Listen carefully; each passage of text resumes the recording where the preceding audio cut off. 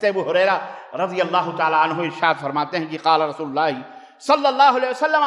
افضل الصیام بعد رمضان شہر اللہ المحرم، سب سے مبارک اور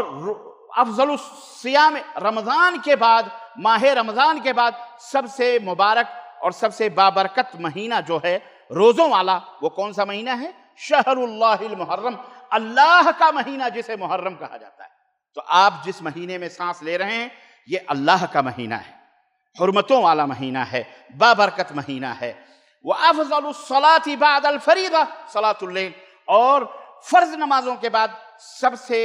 مبارک اور سب سے بابرکت نماز جو ہے وہ کون سی نماز ہے؟ وہ رات کی نماز ہے۔ یہ حدیث صحیح مسلم کی۔ اب اللہ کے رسول صلی اللہ علیہ وسلم کیا فرماتے تھے؟ اللہ کے نبی صلی اللہ علیہ وسلم کی لمبی حدیث ہے جس میں آپ صلی اللہ علیہ وسلم کے بارے میں آتا ہے کہ آپ آئے مدینہ اور آپ نے دیکھا کہ یہودی لوگ روزہ رکھتے ہیں، تو آپ نے پوچھا کہ کیوں روزہ رکھتے ہو تم لوگ؟ تو انہوں نے کہا کہ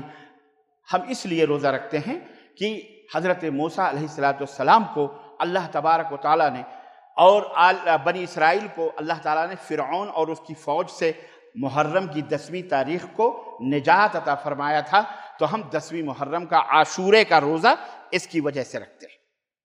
تو آپ صلی اللہ علیہ وسلم نے فرمایا تم سے زیادہ حق مجھے ہے، اس لیے ہم بھی اس مہینے اس 10 تاریخ کو روزہ، آپ صلی اللہ علیہ وسلم تو پہلے بھی رکھتے تھے اور رمضان المبارک سے پہلے 10 محرم کا روزہ فرض تھا، اس کے بعد بھی آپ صلی اللہ علیہ وسلم نے روزہ رکھا اور فرمایا کہ، اور دوسری حدیث میں آتا اگر میں اگلے سال زندہ رہا تو میں ایک دن پہلے کا روزہ رکھوں گا، اور مسند احمد کی روایت یہ ہے کہ ایک دن پہلے یا ایک دن بعد، یعنی 9-10 کا روزہ یا 10-11 کا روزہ رکھنا چاہیے، یا کوئی آدمی چاہے تو 9-10-11 تینوں روزہ رکھ سکتا ہے۔ تو اللہ کے رسول صلی اللہ علیہ وسلم نے اس روزے کی فضیلت اور اس روزے کی برکت کے بارے میں فرمایا کہ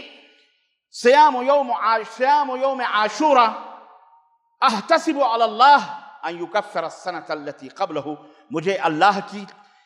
ذات سے یقین ہے کہ عاشورے کے روزے کے بدلے اللہ تبارک تعالیٰ پچھلے 1 سال کے گناہوں کو معاف فرما دیتا ہے۔ تو عزیزان گرامی، وہ ماہ مبارک آپ کے